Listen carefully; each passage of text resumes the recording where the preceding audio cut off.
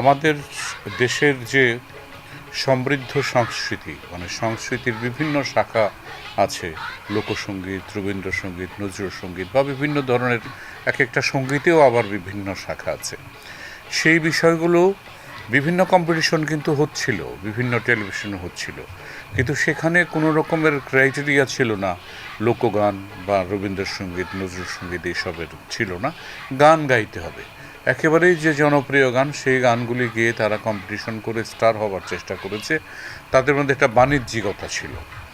কিন্তু বাংলাদেশ টেলিভিশন এই যে ২০ বছর নতুন কুড়ি ছিল না, নতুন কুড়িতে কিন্তু সব আছে, লোকগান আছে, রবীন্দ্রসঙ্গীত বা সব ধরনের গান আছে। এই সব ধরনের গান ছিল না বলেই বাচ্চারা মনেই করতো যে বোধহয় ওইগুলোই গান, আর কোনো গান নেই।